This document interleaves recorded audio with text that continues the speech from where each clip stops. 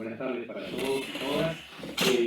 Bueno, primero, como retomar, Marcela, un poquito de que esto forma parte y surge a partir del primer encuentro de programas del año pasado, y el objetivo principal era poder juntarnos los programas y conocer un poquito más y poder empezar a intercambiar algunas cuestiones. Que eso, en estos marcos que pueden ser quizás un poquito más formales, después puedan dar lugar quizás a actividades más de producción conjunta. Entonces, con ese objetivo, el encuentro de hoy, como decía Marcela, nos encuentra los programas de Relaciones Internacionales, Derechos Humanos e Historia, Evolución y Retos Actuales, el programa de Estudios Africanos, el programa de Historia Política de Córdoba, el programa Tecnología, Trabajo e Innovación en contra narrativas de grupos sociales, organizaciones comunitarias y colectivos mediáticos de la provincia de Córdoba, y el programa Estudios sobre Deporte e Internacionalidad.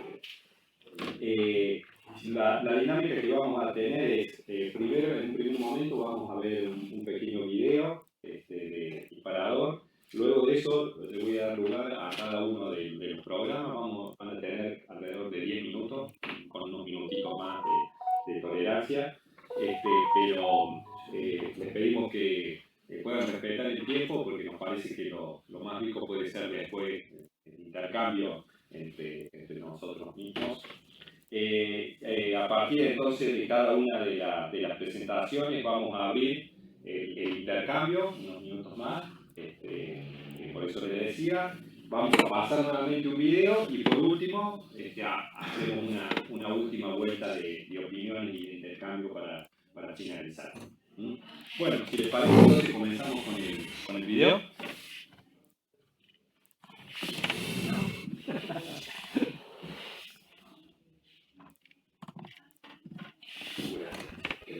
Personas alrededor del mundo viven con frecuencia periodos de inestabilidad política y ambiental. La Organización de las Naciones Unidas desarrolla proyectos globales de asistencia humanitaria para ayudar a aquellos que lo necesitan, sin distinción de edad, género o nacionalidad. El Consejo de Derechos Humanos de las Naciones Unidas nació de un trabajo conjunto de los líderes mundiales tras la Segunda Guerra Mundial. El primer fruto fue la Comisión de Derechos Humanos de la ONU en 1946.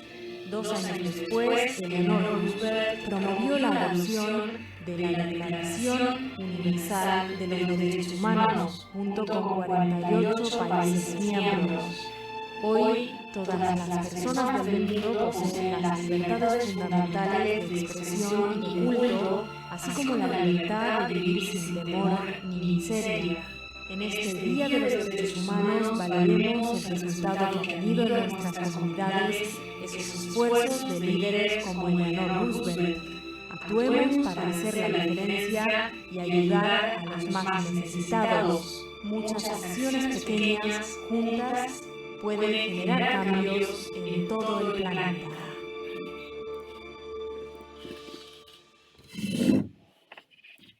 Muy bien, el video fue seleccionado por el programa de Relaciones Internacionales, que ahora le damos la palabra, y los dejo que se presenten ustedes, que nos conocemos la mayoría, pero Bueno, buenas tardes a todas, a todos. Yo soy Carlos Pérez Centeno, soy el director de la Maestría de Relaciones Internacionales y dirijo el programa participo hoy, que es sobre derechos humanos y relaciones internacionales, historia visto desde una evolución histórica de la problemática jurídica internacional de los derechos humanos y los desafíos que se vino. Lo aclaro porque después cuando por ahí, cuando se lo presenta, y sobre todo en instancias evaluativas, se cree que nosotros estamos haciendo historia global o historia universal, y no es así. La historia está referida solamente a relacionar toda la consagración de los derechos humanos y su positivación con las circunstancias históricas a que dieron lugar. A su vez soy el coordinador del área de Relaciones Internacionales y bueno, ahora lo dejo que se presente No está la codirectora, que es la doctora Susana Borgadero, que tiene obligaciones en los grupos de derecho, y está el coordinador, que es el magíster Fernando Pisicar, y bueno, se presenta. Bueno, mi nombre es Fernando Pisicar, bueno, la mayoría los conozco. Como decía Carlos, soy coordinador del programa de Derechos Humanos y Relaciones Internacionales. Y esa indicación que Carlos mencionaba de que instancias evaluativas se confunde, puede dar lugar a que cuando se presentan proyectos, programas o ponencias o instancias de investigación, uno pretende identificar esa parte de la historia universal y no la historia de la relación entre los y su influencia en el reconocimiento de los derechos humanos. Nosotros habíamos mandado otro video más. También lo podíamos pasar 3, entonces también Bueno, porque era uno de Galeano, No me ganaron más. era Incisivo. más incisivo con la problemática de los derechos humanos. Esto es un video institucional, Naciones Unidas, ¿no es cierto? Si bien hay que reconocerle a Eleanor Roosevelt la importancia en la Declaración Universal de los Derechos Humanos, que por ejemplo se llama de derechos humanos gracias a que ella estaba en la comisión, porque si no iba a salir con una declaración de los derechos del hombre.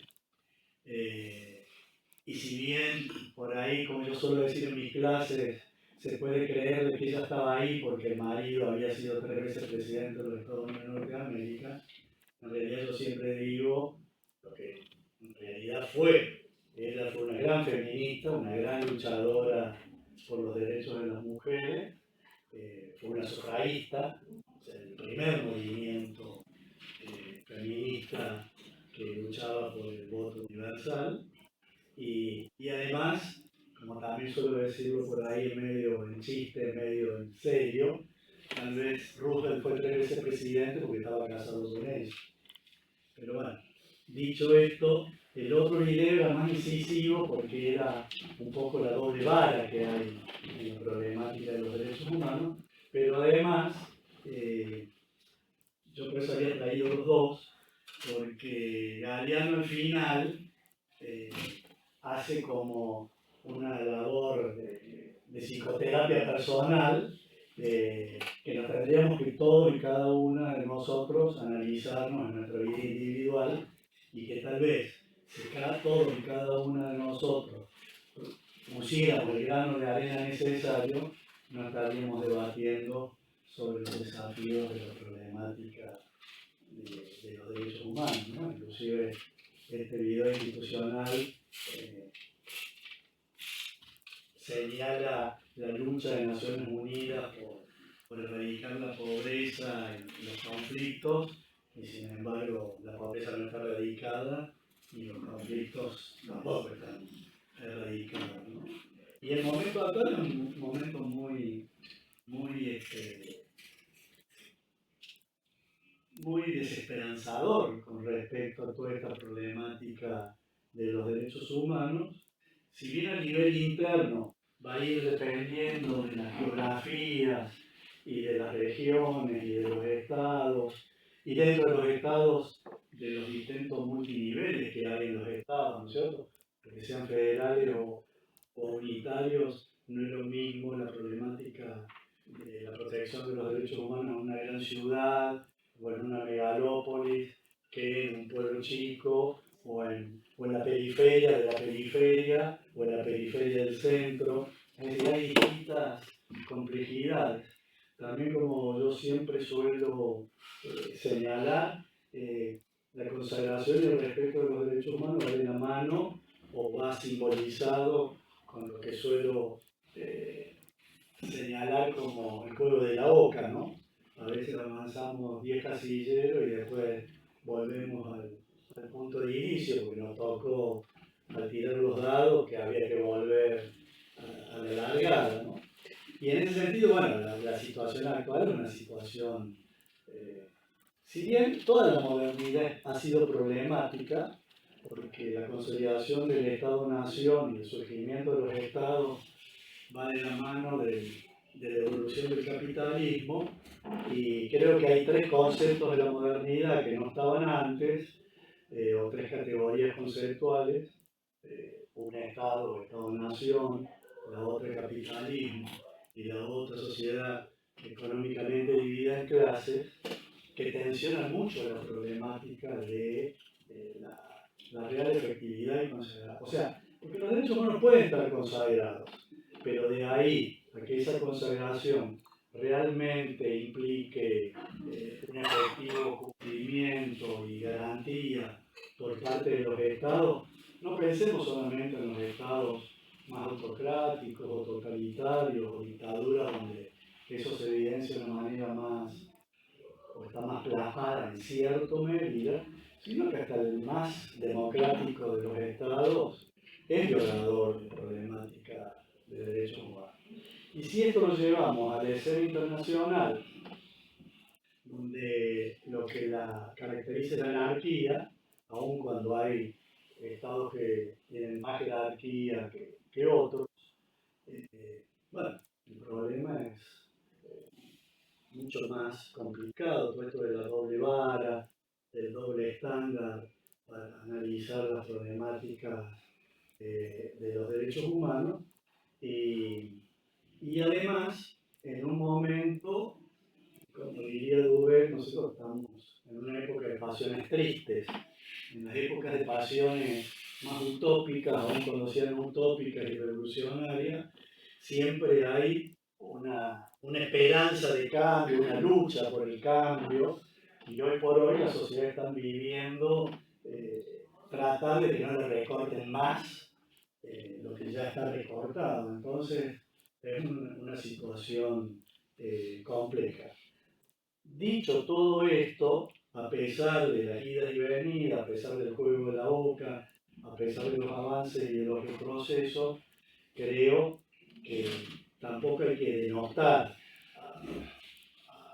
la problemática de los derechos humanos ni a la lucha por la democracia, aun cuando el concepto de democracia también es un concepto muy atrapa-todo, porque sin ellos ni siquiera tendríamos lo poco o lo mucho que en los distintos momentos históricos la humanidad ha llegado a conquistar y a lograr. Y como también creo que hay que decirlo, y muchas veces los análisis actuales y teóricos de la problemática de los derechos humanos desde un punto de vista formal son muy críticos de los movimientos, que son los grandes luchadores para su conservación y real efectivización. Al verlo desde una perspectiva muy actual y muy formal y muy garantista, se olvidan que ningún derecho es absoluto, ningún derecho humano es absoluto, porque si fuera absoluto sería el más importante y el que habría que proteger en beneficio de otros a los que no se debería proteger tanto, y que cualquier conflicto que hay en problemáticas de derechos humanos siempre va a poner como en un balancing test a dos derechos humanos o dos derechos, en definitiva estamos hablando de derechos fundamentales, todos los derechos son humanos. Siempre va a haber un conflicto entre dos de ellos, ¿no? Por ejemplo, para aquellos que no tienen formación jurídica ni en la problemática de derechos humanos, la despenalización del aborto o la legalización del aborto, depende cuál sea la figura que se consagre, lleva a grandes discusiones como los verdes y los celestes. Pero acá hay dos derechos humanos en juego, ¿no es cierto? La libertad de la mujer de disponer libremente de su cuerpo, que es un derecho fundamental, y es tan fundamental y tan igual como el derecho a la vida. Que por otra parte, para que lo sepan, en ningún artículo del plexo normativo argentino, constitucional, legal, ni de tratados internacionales de derechos humanos, la vida está garantida como un derecho humano, en ningún lado. Es un principio que informa normas de derechos humanos, pero la vida no está garantida en ninguno. Obviamente todo el plexo de derechos humanos lleva a garantía la vida. Entonces, bueno, ese tipo de discusiones que ponen en tensión visiones dicotómicas de la sociedad, bueno, se ven a nivel interno y se ven obviamente más plasmados a nivel internacional, donde como no ha habido esta evolución del Estado absolutista, del Estado liberal, del Estado liberal, del Estado benefactor, porque el sistema internacional es por ontología anárquico, aun cuando el día de mañana podamos ir a un cosmopolitismo, la doble vara se ve aún mucho más. Y la vemos también cuando entran a jugar al margen de la importancia que tienen muchas los movimientos pro derechos humanos y las ONG, cuando vemos la gran importancia que tienen en la realidad política interna, pero sobre todo en la política internacional a nivel global, los medios masivos de comunicación y las redes alternativas, es decir, los nuevos modos de comunicación, las redes, los haters, los odiadores, todo eso que ha complicado mucho más el panorama actual. Y para ir cerrando y no seguir hablando y tirar un disparador, por ejemplo, en una problemática de política internacional, cómo vemos esta doble vara, con esto no quiero que se me confunda de que no soy un ferviente defensor de la democracia, lo que pasa es que tenemos que discutir qué entendemos por democracia.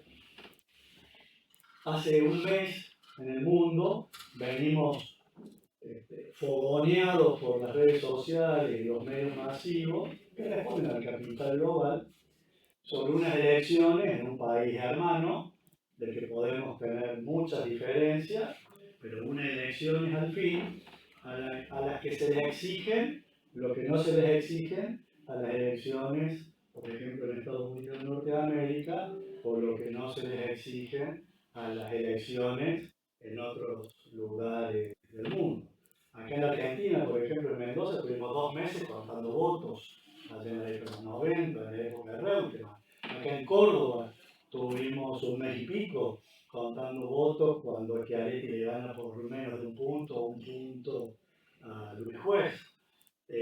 Entonces, por ahí exigirle a otros regímenes, porque no nos gustan lo que no nos exigimos a nosotros mismos, ahí ya te está demostrando cómo en ese escenario internacional la doble vara prima. Y el otro ejemplo que traigo a colación es la doble vara con cómo se analiza en las redes y en los medios de comunicación la realidad política del conflicto ruso-ucranio con la realidad del conflicto de Israel con Gaza y Palestina, ¿no es cierto? Con esto creo que... Muy bien, muchísimas gracias, Carlos.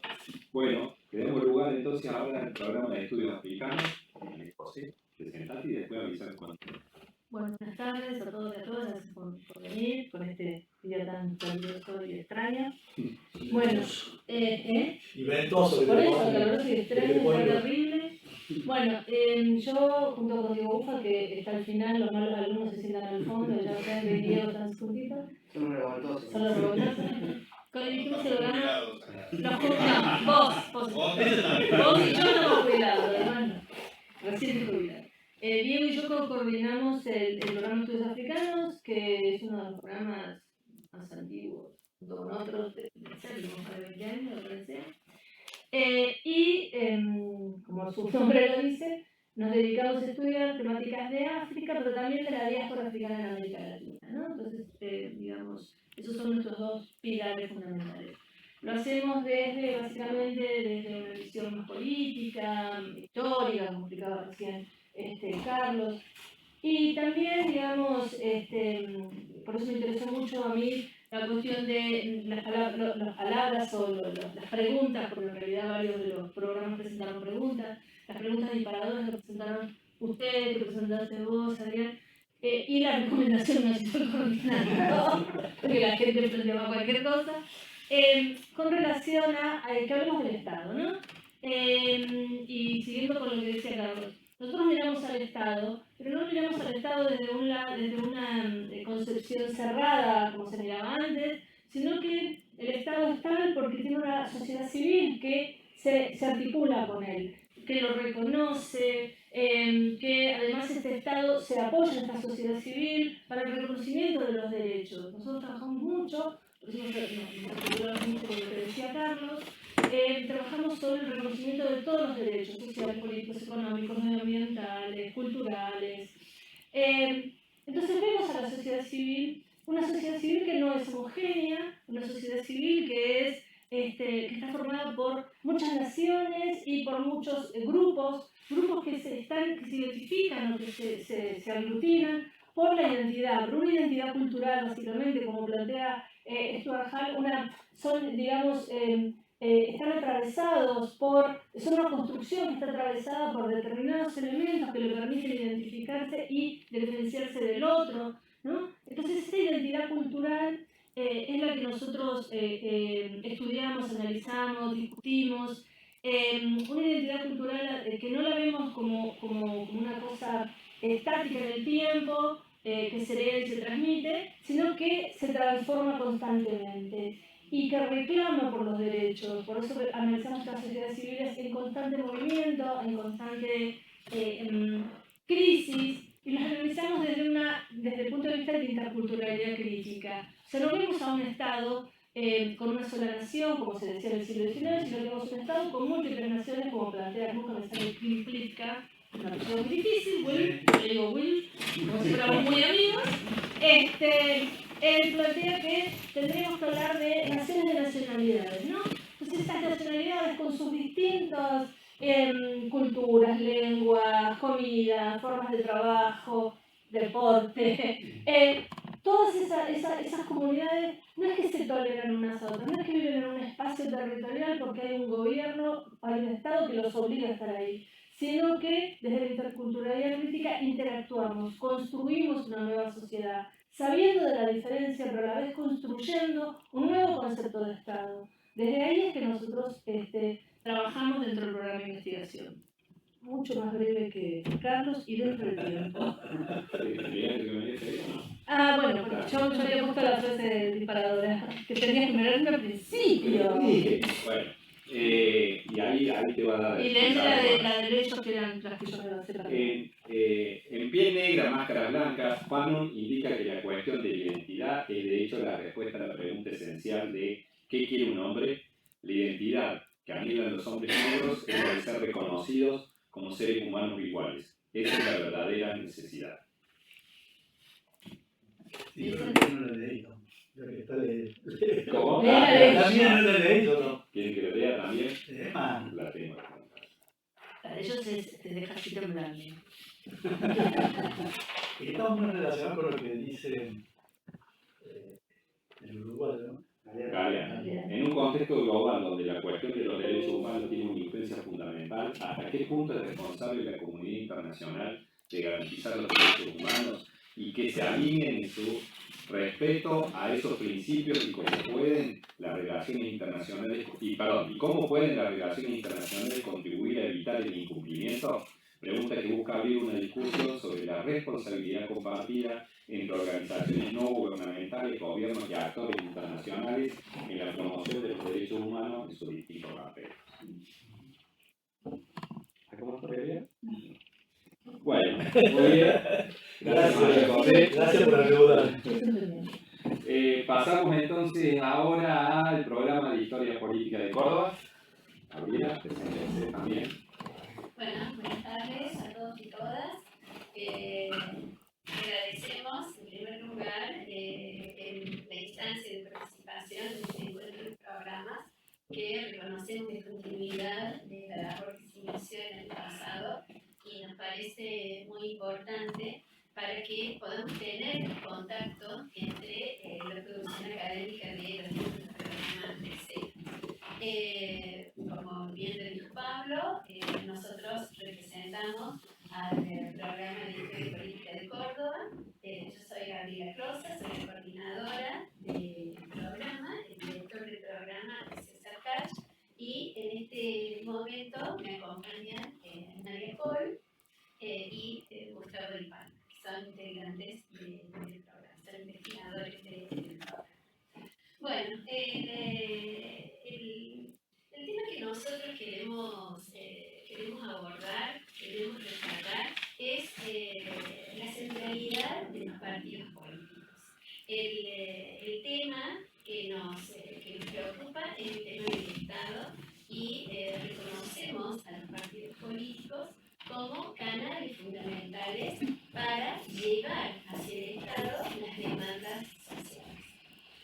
Nuestro país reconoce una seria dificultad para el adecuado ejercicio de esta función por parte de los partidos políticos por distintos motivos que hunden sus raíces en la configuración que tuvo el Estado Nacional.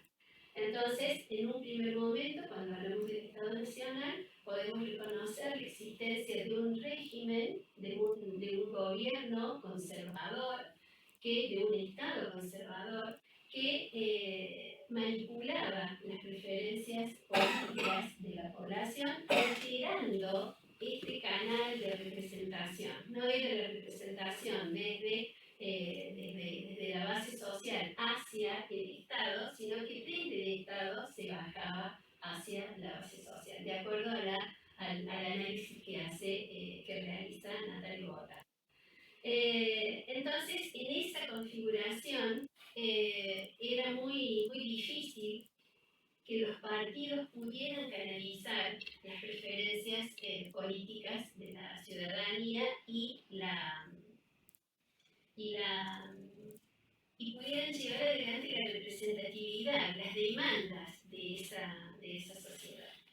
Luego tenemos, una vez que se amplió la representatividad a partir de la vigencia de la ley Sáenz-Peña en 1912, tenemos la constitución de un primer gobierno elegido, un primer gobierno nacional elegido en base a esta ley, que fue el gobierno de Hipólito Yrigoyen, pero vemos también que a partir de ese momento se empezaron a configurar estas identidades que se vinculan con el movimentismo.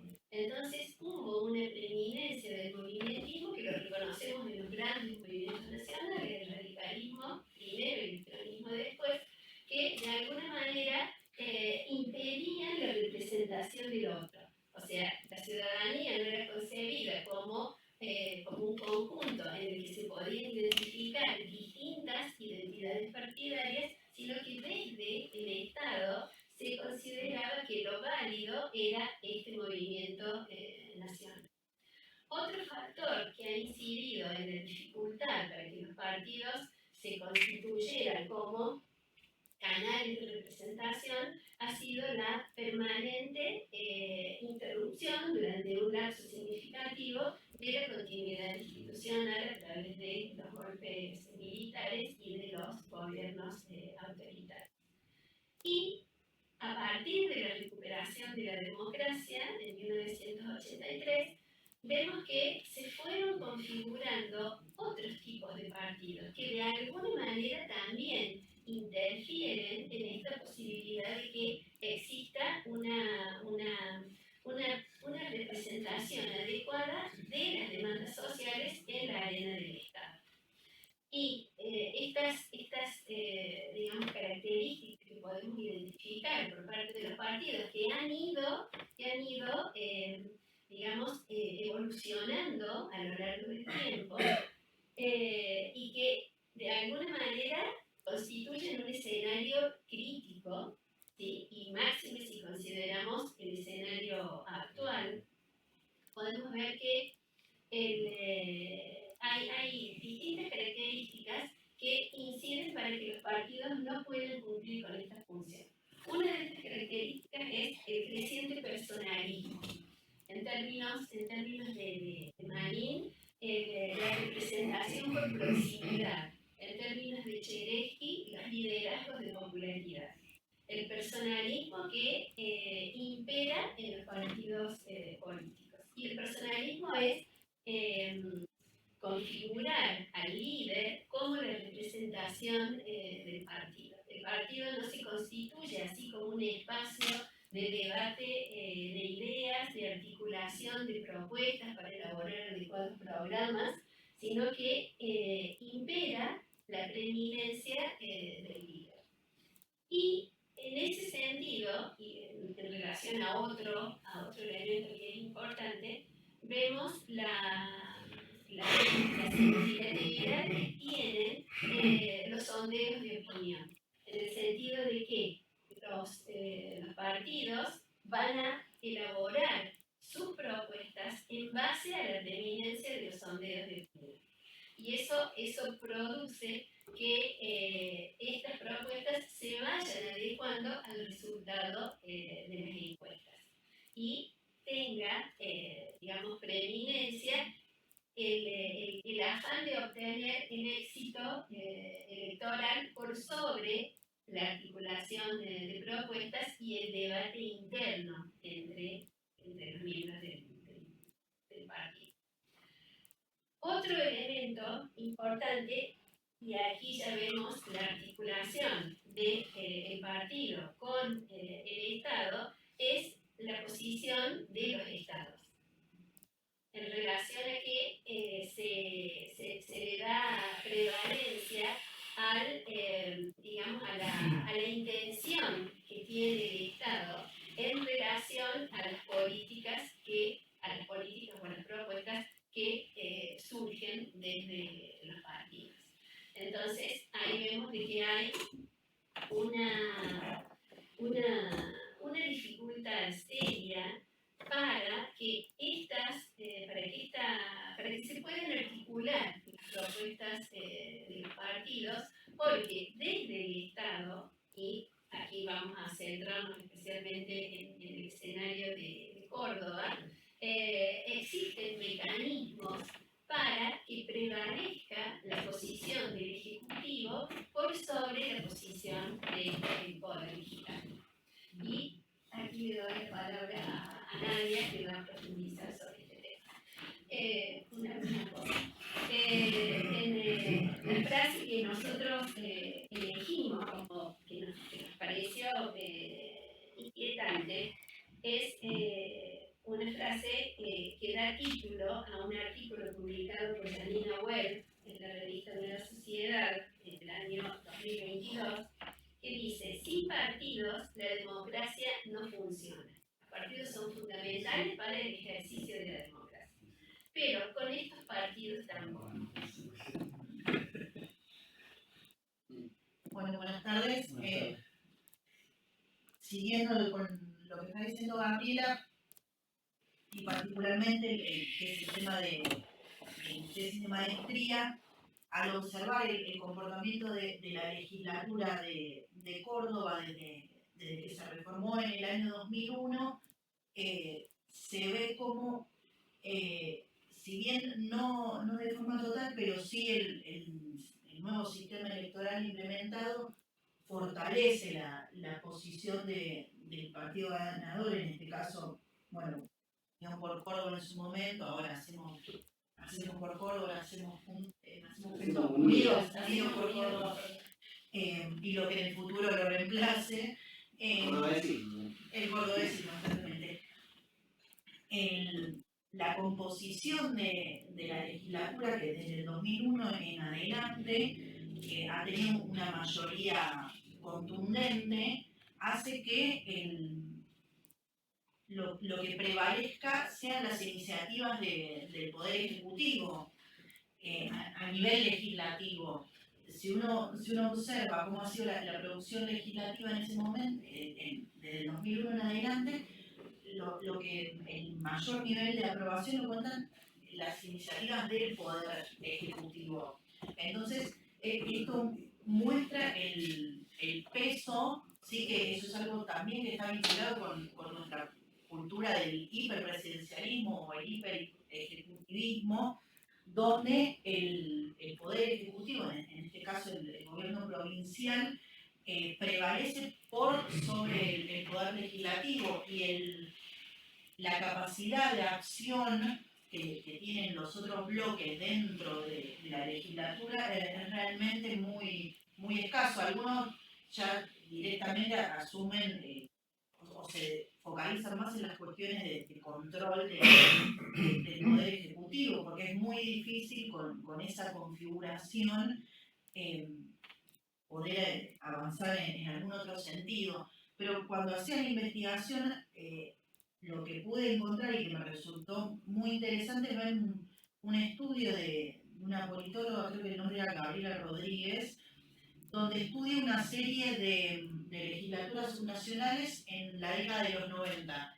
Y uno de ellos es del periodo 95 a 99, en la legislatura de Córdoba, cuando todavía era cameral y todavía estaba la UCR en la gobernación. Y la conclusión era exactamente la misma, que el principal legislador terminaba siendo el Poder Ejecutivo. Entonces, lo que me resulta interesante pensar es que con dos colores distintos en el Poder Ejecutivo y dos configuraciones institucionales distintas, el resultado termina siendo el mismo.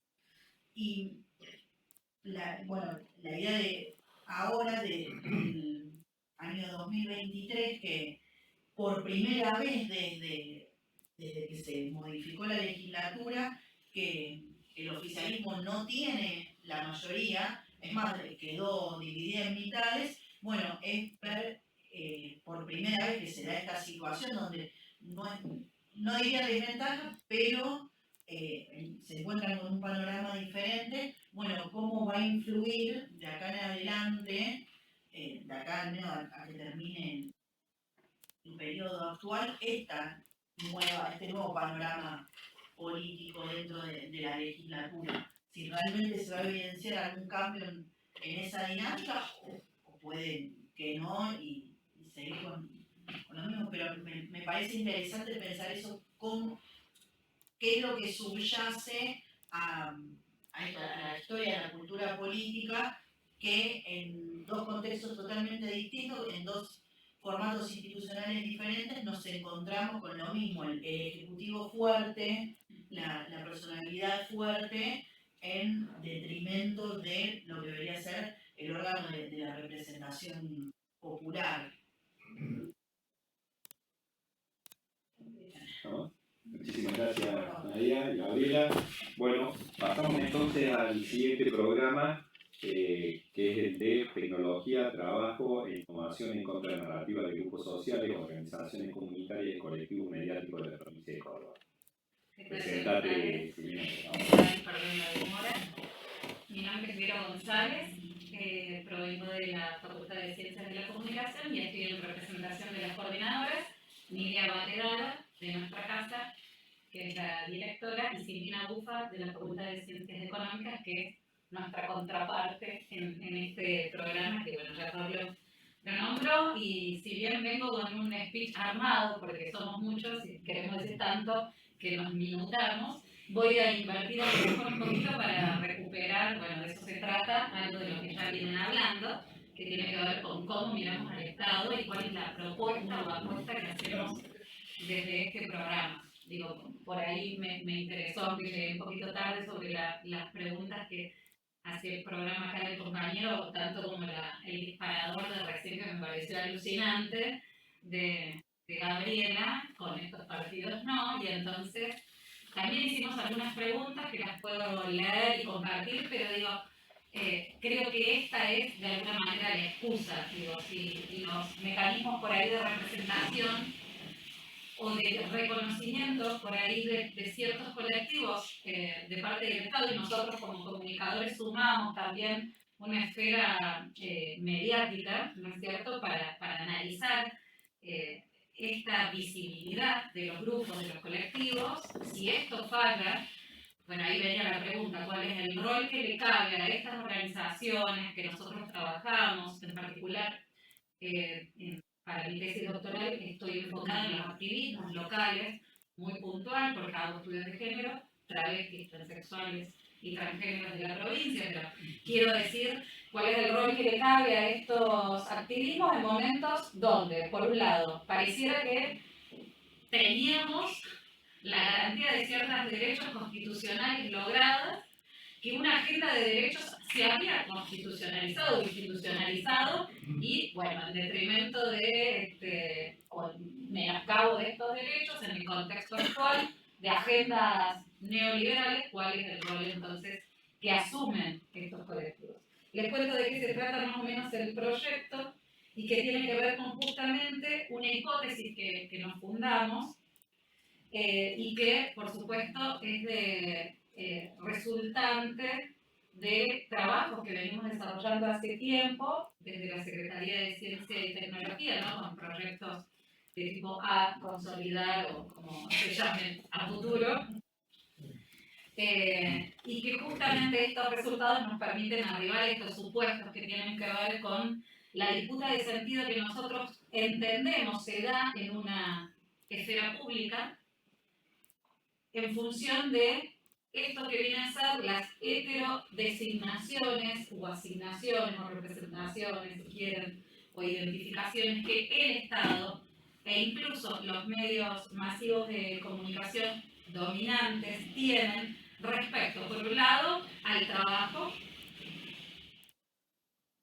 pero también con respecto a las prácticas de cuidado, porque entendemos que estos sentidos dominantes nunca, o por lo menos lo que venimos estudiando, nunca son consistentes con las propias autodenominaciones, autoasignaciones, autorrepresentaciones e identificaciones que tienen estos sujetos, ¿no es cierto?, que nosotros estudiamos.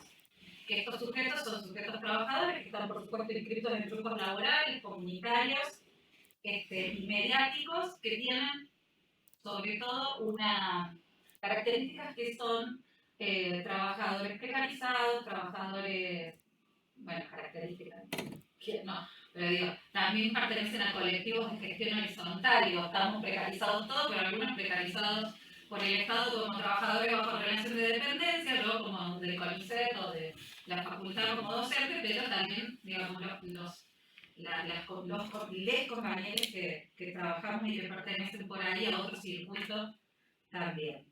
Entonces, estas disputas para nosotros inciden de alguna manera en esos procesos de autosubjetivación colectiva, cristalizando en nuevas maneras, en nuevas subjetividades laborales, sanitarias, mediáticas diferentes que discurren por circuitos de comunicación y redes de relacionamiento que son subterráneas y que son poco visibles. Por eso nosotros entendemos que en esa esfera pública, digo, conceptualmente lo trabajamos desde la teoría crítica y desde la narratología crítica, se pueden producir, y es lo que nos interesa profundizar ahora,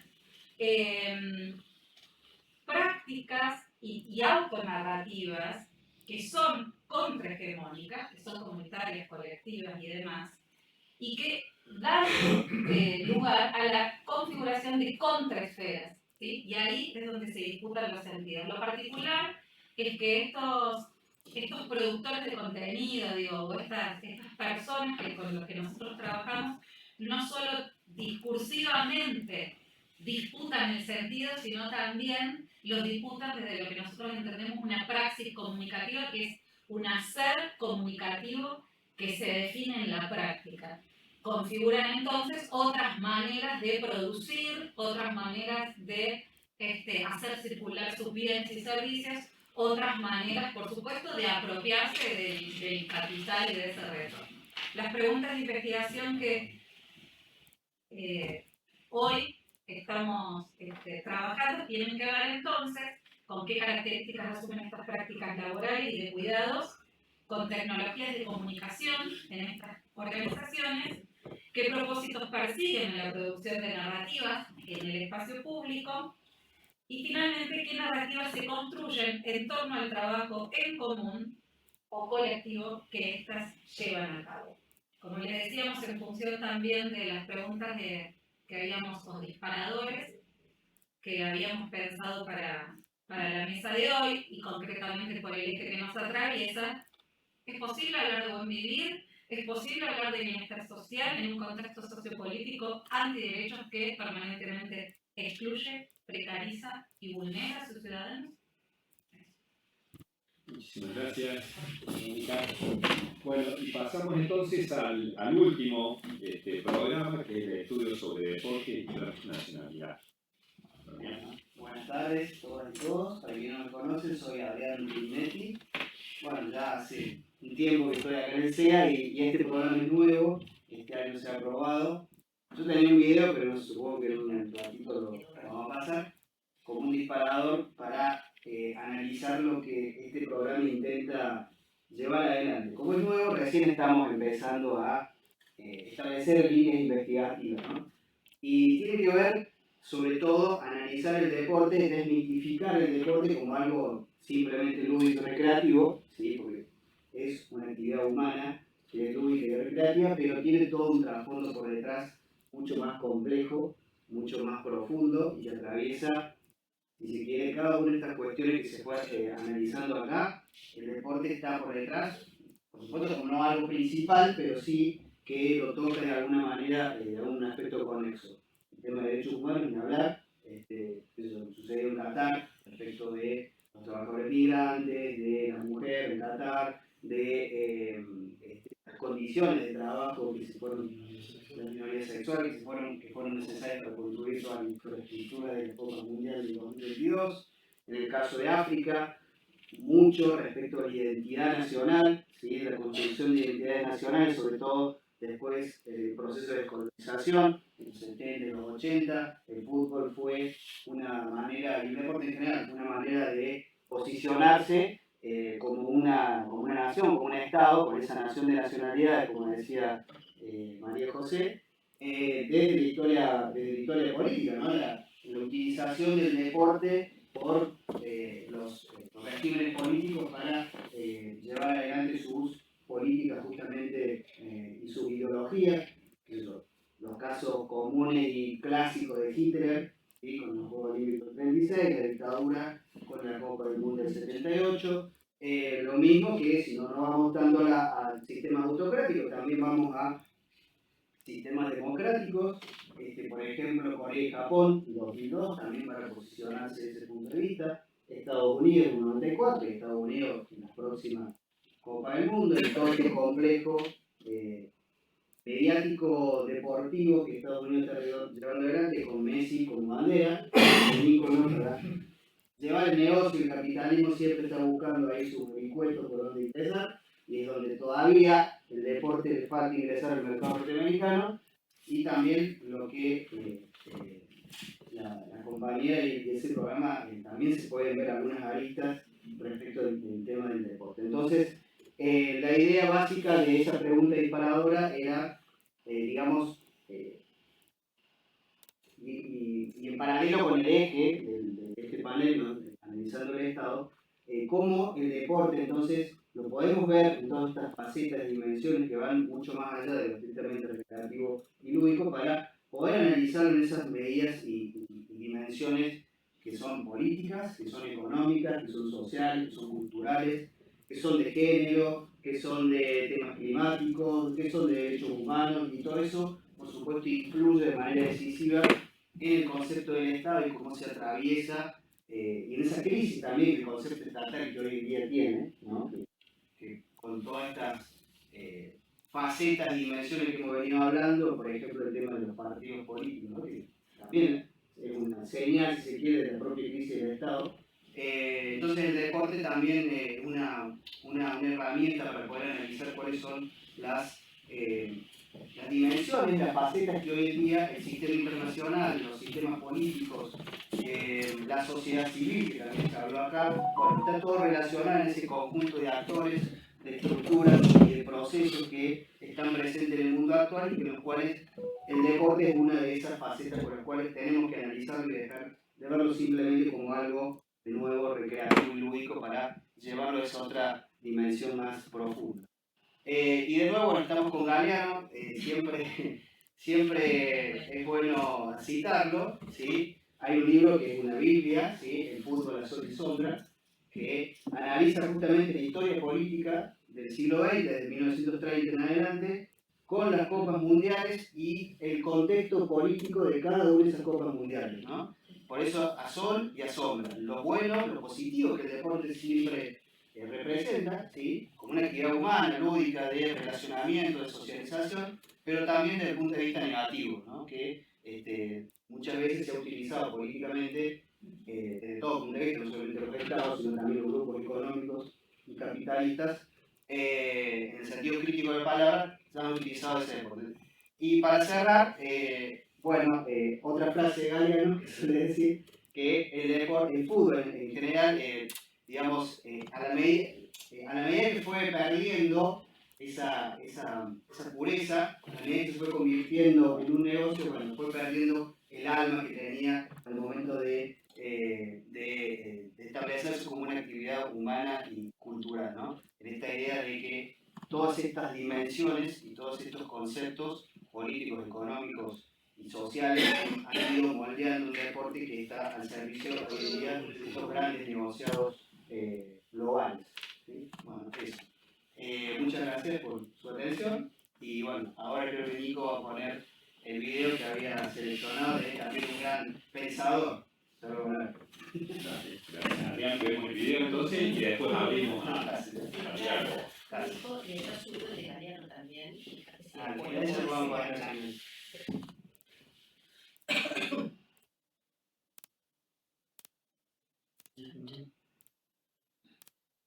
Espacio para la reflexión. Sí.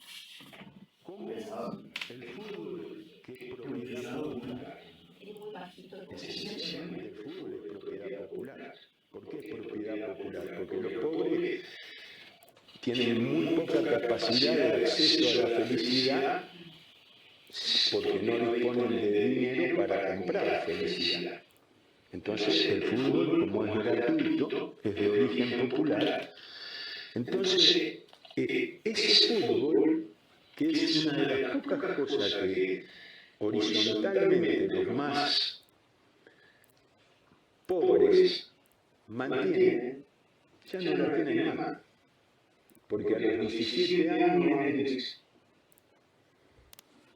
Hendrix, el Windel Palmeira, todo eso, que lástima que lo tenga que decir yo, que me va a traer nada más que críticas, y que usted, que lo imagino ajeno al negocio, si no, no haría la pregunta, o a lo mejor es parte del negocio y fogonea, ¿me entiende? Porque yo creo que si hay una cosa que se debería evitar, es que los medios de comunicación escuchen la voz amplificada que significamos los que circunstancialmente tenemos repercusión pública. ¿Me entiende? Yo soy escuchado porque soy técnico de la selección uruguaya, si no, ¿quién se va a interesar de lo que yo pudiera decir? Pero usted como representante de un gremio que se atribuye un poder que lo tiene y un poder que manipulan hasta el máximo, ¿por qué no asumen a través de la investigación desenmascarar las mentiras? ¿Qué ha pasado con el fútbol? Era un poco la idea, resumiendo si siquiera algo que fui analizando y también se fue tocando acá, ¿no? Diferentes puntos de vista. Gracias. Muy bien, muchas gracias, Adrián. El loco Vieta. Y bueno. Hace poco Maravilla Martínez diciendo, en mi casa éramos pobres, no teníamos para comer, pero teníamos a Maradona. Sí. Muy bien. Bueno, abrimos el diálogo, preguntas, opiniones. Si quieren preguntar en particular a alguno de las exposiciones o de los programas, también se vale. Y si no, yo tengo una pregunta general, pero no quiero. Yo soy coordinador coordinado. Tu pregunta si me dejas. Sí. Yo vengo de una reunión de ayer, antes de ayer, donde le conocí a esta compañera. Le conocía el nombre, pero no le ponía cara al nombre. Y me podrán decir ellos, él también estaba, Gabriel estuvo un ratito, con respecto al área que tenemos dentro de la Facultad de Ciencias Sociales, en la carrera de Ciencia Política, pero estamos debatiendo qué tipo de politólogo necesitamos o si hay que hacer un cambio. Bueno, y se llegó a una conclusión muy interesante, a pesar de que todo el mundo habla de una perspectiva crítica y todos estamos enrolados en visiones, digamos, que tratan de cuestionar la realidad. Pero sin embargo todos, hasta los más del bando progresista, hasta algunos más institucionalistas, revalorizaron, y ella lo dijo como politóloga, el valor de la categoría Estado para el estudio de la ciencia política y obviamente para el estudio de las relaciones internacionales, con toda la crítica que esa categoría tiene y ha tenido, ¿no? Y cómo la palabra Estado, por izquierda al principio y ahora por derecha, ya en los 90, pero ahora mucho más, o el caso arquetípico argentino, se la quiere prácticamente borrar de la institucionalidad y borrar del mapa. A pesar de todo eso, como el Estado, como el ave fénix, resurge de su propia ceniza y obviamente no es el mismo el Estado de hoy que el Estado del siglo XV, XVI y del XVIII, pero creo que cómo atraviesa a todos los programas, porque lo dijo María, lo dijo Gabriela, lo dijimos los otros días en los debates que tuvimos los profesores que estábamos. Muchas personas alrededor Lo sostuvo también Adrián y yo mismo también cuando hablé, ¿no? Cómo hay que volver a reflexionar sobre todas estas cuestiones. Bueno, y también vos lo señalaste, ¿no? Con todas estas construcciones y desconstrucciones que se vienen dando en ciertas problemáticas, ¿no? Entonces yo creo que bueno, eso nos une. También nos une el descontento, el desparpajo que vemos en un montón de cuestiones. Eso quería decir. Pero en relación a esto, Carlos, yo quería retomar lo que planteaba Verónica, porque una cosa que también noté en común entre las exposiciones de los programas, y en parte está relacionado con la discusión, Marcela, de la comisión organizadora a la hora de definir los diferentes encuentros. Una de las cosas que nos había llamado la atención, pensando en la disputa por el Estado y por los sentidos del Estado en su momento, fue la movilización de los sectores culturales, en un momento hasta conformación de una asamblea, digamos, de gente de teatro, de gente de música, en relación al resguardo del derecho a la cultura y a distintos espacios institucionales en donde se realizan ese tipo de prácticas. Y en ese sentido, la pregunta sería: ¿cómo ven ustedes el panorama? Porque todos se refirieron de alguna forma a los movimientos por los derechos humanos, a la sociedad civil, a la construcción de diferentes narrativas, qué pasa en los partidos políticos por fuera de la estructura, digamos, de la base de los partidos políticos. Y en ese sentido la pregunta es cómo ven el panorama de ese espacio público, de esa sociedad civil en los procesos de disputa de los sentidos del Estado. Yo creo que hay un retroceso, que hay mucho temor, como se dijo acá, sobre todo lo que comentaba Gabriela, los partidos políticos. Hay un gran temor, porque este modelo que tenemos en este momento, que ya lo vivimos, los que somos más viejos, con Carlos, lo vivimos en el 78, lo vivimos con Men, pero ahora lo inédito de esto es el miedo que causa en la sociedad. Este temor de, si digo algo me van a escrachar, las redes me van a perseguir. O sea, entonces hay un retroceso de la sociedad civil, vos no ves a la gente movilizada. A mí me angustia mucho cuando camino por acá por el centro, no hay gente, no hay autos, no sé si se dan cuenta cómo ha disminuido la cantidad de autos, cómo ha disminuido la cantidad de gente en el centro. Uno caminaba por la Vélez Sarsfield hace 10 años y se chocaba con la gente, ahora no. ¿Hay alumnos en la universidad? No hay alumnos en la universidad. O sea, ¿cómo digamos, los espacios se están vaciando, los espacios públicos se están vaciando? Y eso es por el temor, eso es por el miedo. Y eso es una cosa que a mí me asusta personalmente. Pero yo creo que la resistencia existe, que la resistencia está, ¿sí? Que hay un retroceso, se da un paso para atrás para avanzar tras adelante.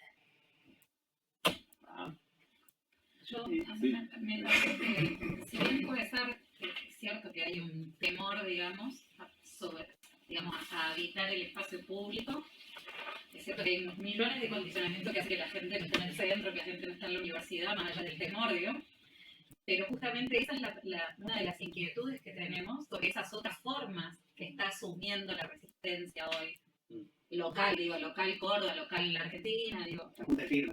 Sí, digo, hay en esto que nosotros decimos, la construcción de contranarrativas o contraesferas, permite hacer una lectura de otras configuraciones. Digo, si esos partidos políticos que nos representaban ya no nos representan, digo, lo mismo que fue el 2001, el que se vayan todos, bueno, ahora, ¿de qué manera se está tejiendo? Creo que las redes en ese sentido, si bien, obviamente, como están manejadas del Estado, son nefastas, digo, con todo ese aparato, digamos, de bots y demás, digo, las organizaciones sociales, la sociedad civil, digo, los activismos locales, están reconfigurando y construyendo nuevas formas de ciberactivismo, hashtivismo, digo, hay otra cosa que está sucediendo, digo, en la retaguardia, porque efectivamente, digo, hay temor, digo, en el caso mío que estudio activismos disidentes, sin duda, estamos en el retroceso de un escalado terrible, ni siquiera en la época de, digamos,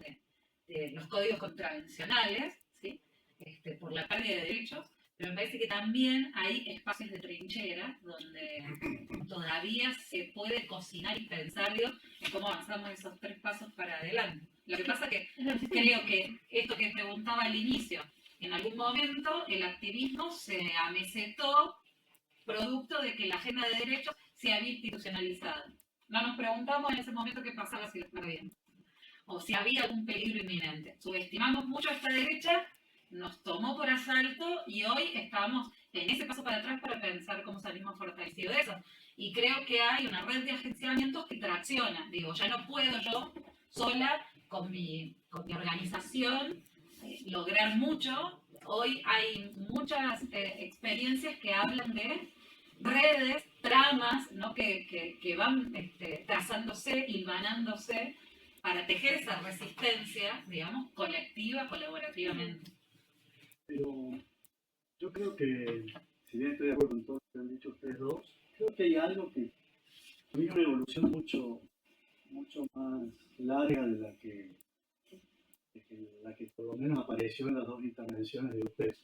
Es cierto que hay temor, pero el temor es de ahora, Sí, de un año, ¿no? Menos, 8 meses. 8 meses.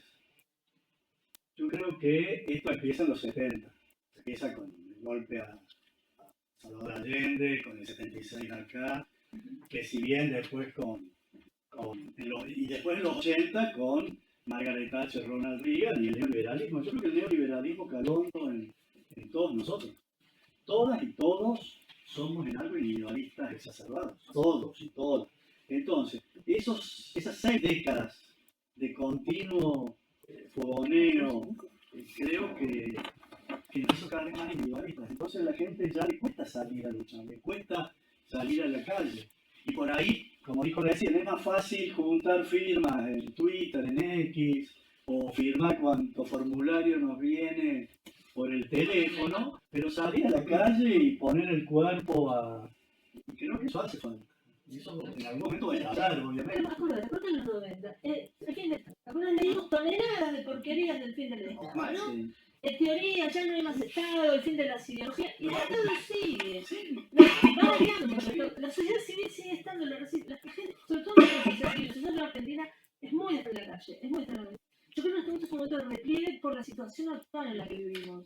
Pero que vamos a hablar de la calle, porque lo hicimos en los 70, después de la terrible dictadura que vivimos, o si yo la vivimos, sí. Entonces, ahora, lo digo porque somos los más viejos de la edad, no la otra gente, pero está bien.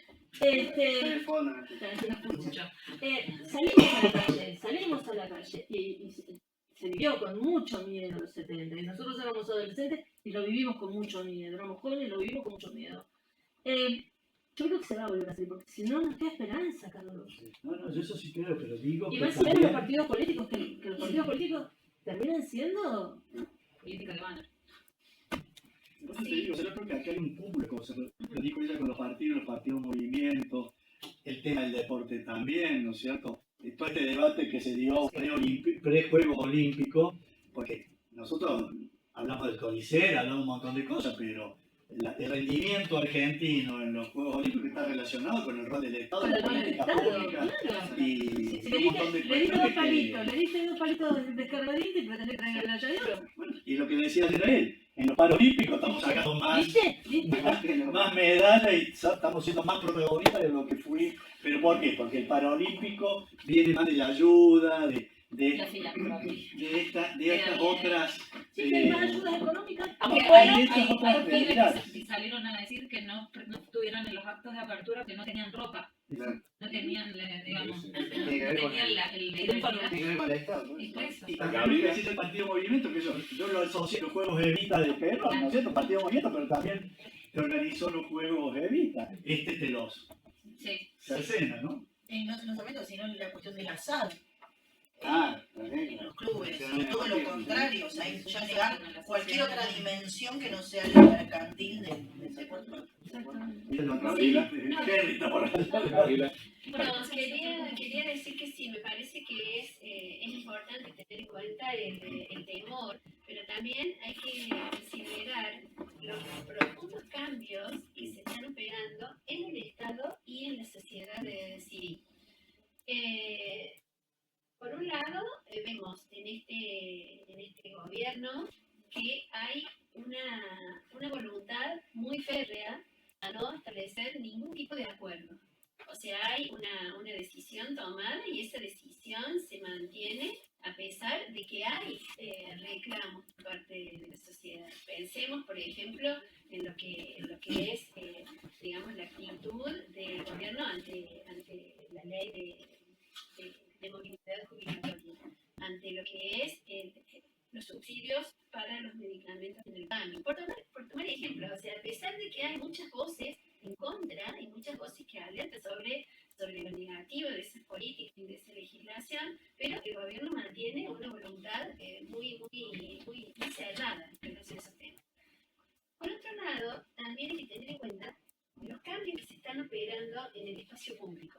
Y el espacio público está siendo vaciado. De la misma forma que se vacía el Estado, y el Estado cada vez tiene menos, o va a tener menos competencia y menos injerencia, en el espacio público ocurre más o menos lo mismo.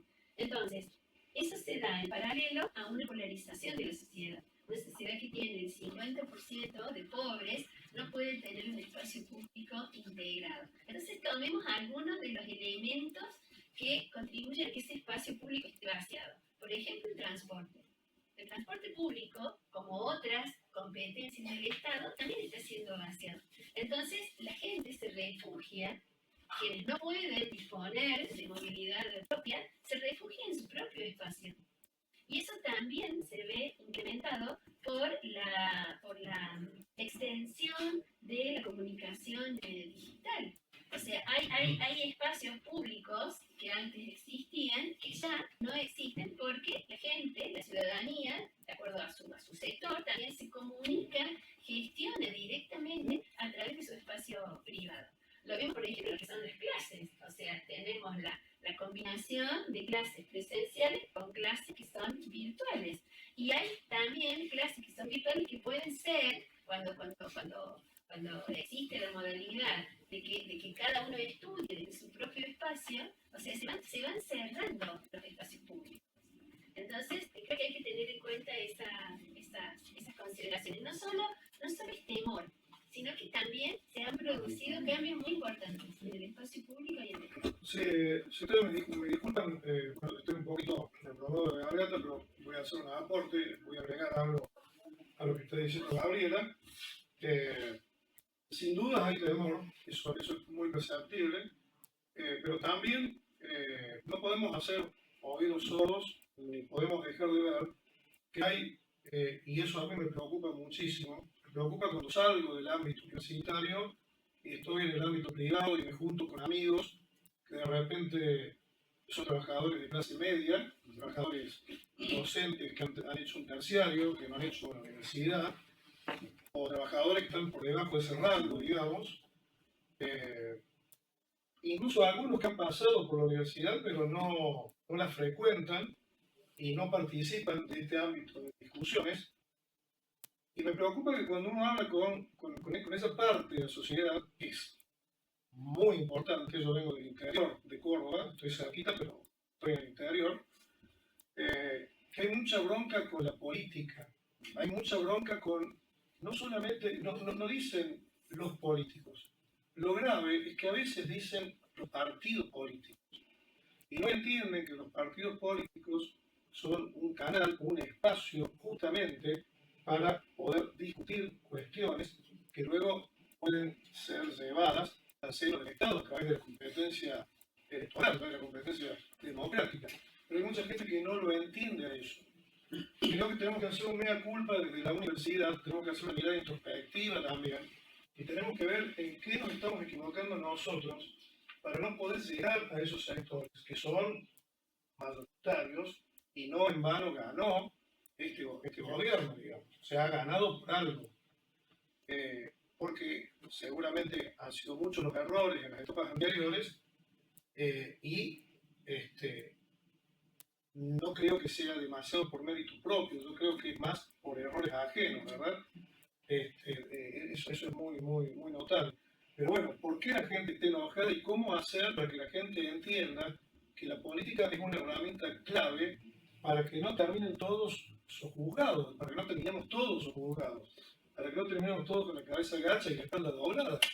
Recién una compañera decía acá que no ve gente en la calle por miedo, pero también hay mucha gente, hay muchos estudiantes que hoy no pueden ir a la universidad porque no tienen dinero. No se pueden mover. No se pueden mover.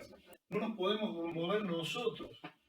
No podemos movernos. A mí me cuesta horrores llegar a fin de mes, como le debe costar a cada uno de ustedes. Y eso también nos desmoviliza. Y nos quita energía, porque toda nuestra energía está puesta en ver cómo sobrevivimos. Y mientras tanto, el poder político va avasallando, mientras todos estamos entretenidos en nuestra angustia, entretenidos en el mal sentido de la palabra, ¿verdad?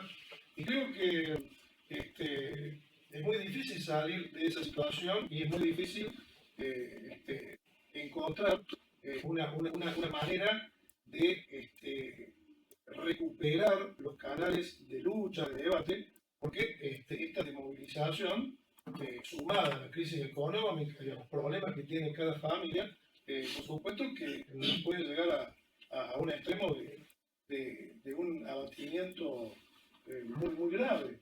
¿Y cómo salimos de eso, verdad? Entonces, me parece que en el principio, lo primero que tendríamos que hacer, y lo digo con toda modestia, es una mirada introspectiva y ver cuál es el discurso que tiene la universidad, que tenemos los investigadores, los docentes, los que tienen militancia dentro de la universidad, para llegar de otra manera a esa porción de la sociedad que no está entendiendo lo que se está diciendo de este lado nuestro, ¿sí? Porque evidentemente no lo están entendiendo. Pero también hay otra cosa, con esto termino, creo que hoy la sociedad también está desmovilizada porque tiene yo no lo llamo esperanza, sino una ilusión, porque una vez más, comprado el discurso de que hay soluciones mágicas. Están esperando que aparezcan las soluciones mágicas. Los que hemos vivido las experiencias de los 90, algo recordamos de los 70, porque éramos más chicos, pero algo recordamos, y los que leemos, digamos, economía, y nos interesamos, estamos informados, sabemos que habría que bajar un poco las expectativas, porque tenemos una conciencia crítica. Ahora hay mucha gente que no tiene la conciencia crítica que tenemos nosotros. Son muchos, por nosotros somos una minoría en definitiva. Y esa gente que no tiene conciencia crítica puede haber vivido esas experiencias de los 70 y 90, pero las ha borrado de su mente, y hoy nuevamente está depositando una expectativa en viejas recetas que no nos van a conducir a nada bueno, y mucho menos cuando van acompañadas de violencia verbal, de temor a que uno hable o diga algo en las redes y te salten a la yugular y te desangren por cualquier cosa, por cualquier atisbo de crítica que hoy puedas hacer al orden que se intente establecer, ¿verdad? Yo creo que en la medida que la gente mantenga esa expectativa, ese va a ser otro elemento desmovilizador. Lo que no podemos saber es cuánto tiempo la gente puede mantener expectativa.